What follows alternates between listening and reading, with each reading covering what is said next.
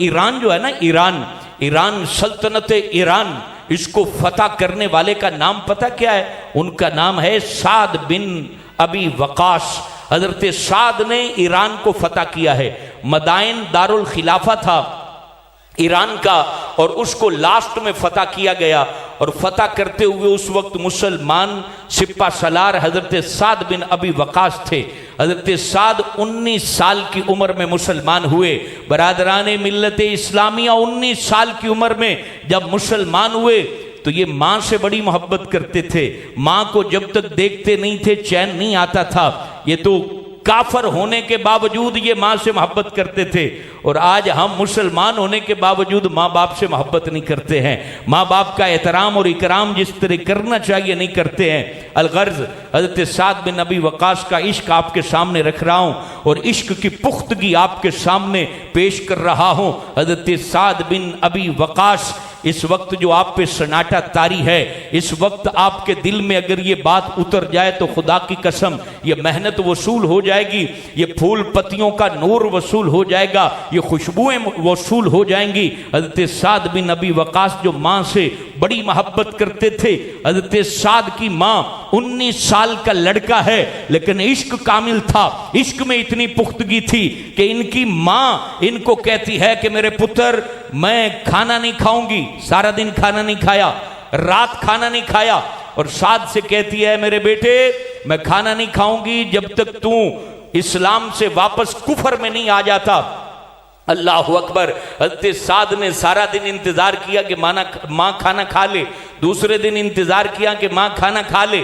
जब 24 घंटे गुजर गए, उसके बाद हजरत साद बिन अबी वकास अपनी माँ के करीब आते हैं। अपनी माँ को कहते हैं, ऐ मेरी माँ, अगर तेरे जिस्म के अंदर 100 जाने भी हों और एक एक करके निकल जाए तो फिर भी तेरा बेटा साद कभी मोहम्मद का दामन नहीं छोड़ेगा, कभी मोहम्मद का दामन नहीं छोड़ेगा। ऐ लोगों, इन्होंने अपने माँ बाप तक को छोड़ दिया। हजरत खालिद बिन सईद बिन आस, ये वो सहाबी हैं कि इनका बाप इनके सर के अंदर दुर्रे मारा करता था कि मोहम्मद करीम का अपना दामन छोड़ दे। हजरत बिलाल हबशी को जमीन पर लिटाया जाता, उनकी रगों को जलाया जाता और कहा जाता मोहम्मद रसूलुल्लाह सल्लल्लाहु अलैहि वसल्लम का दामन छोड़ दे। हजरत खुबाब की पीठ पर जो है वो मैखें दागी गई और उनको कहा गया कि तुम मोहम्मद करीम सल्लल्लाहु अलैहि वसल्लम का दामन छोड़ दो। अरे मदीने की सरजमीन गवाह है, ओहद की सरजमीन गवाह है,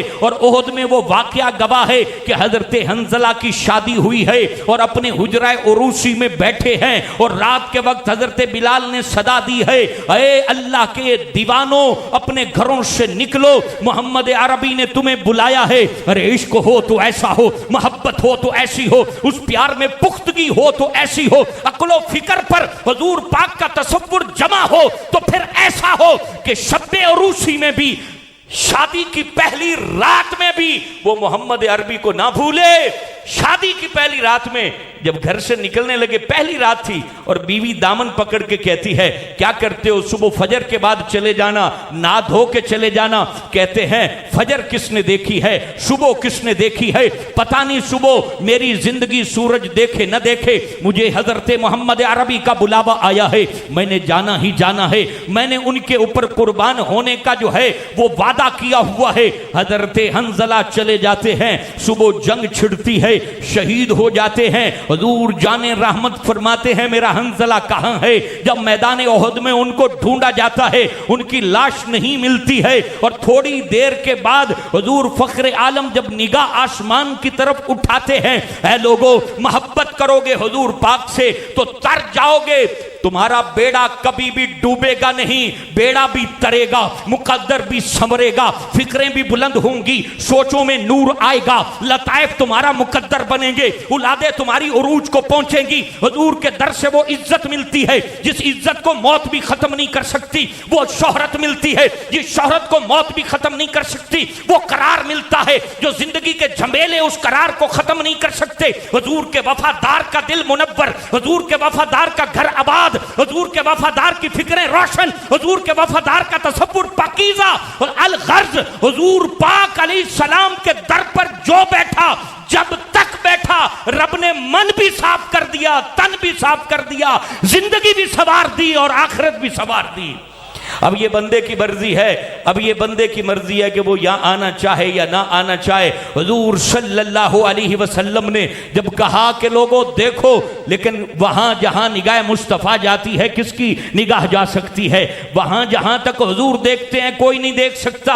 हुजूर पाक ने देखा और फरमाने लगे, लोगों जमीन पर हंजला को ना ढूंढो, क्योंकि आसमानों में फरिश्ते उसको गुस्ल दे रहे हैं, गुस्ल दे रहे हैं। और फिर उनका जस्द अक़दस उसी तरह पानी में तरबतर जमीन के ऊपर लाया गया। हालांकि शहीद को गुस्ल नहीं दिया जाता, ये हजरत हंजला को बरकत मिलनी थी, गसीलुल मलाइका, और क्योंकि इन्होंने शब्बे और उसी गुजारी हुई थी इसलिए इनको ये बरकत नसीब हुई। मेरे दोस्तों, बूंगा हयात के नौजवानों, अपना मुकद्दर बदलना चाहते हो, अपनी फिक्रों में तब्दीली लाओ, अपनी सोच में तब्दीली लाओ, अपना मकसद समझो, अपनी फिक्रों के अंदर जो गलाजत है उसको साफ करो। आज हुजूर का मिलाद है, एक बयान आप और भी आगे सुनेंगे। अपने आप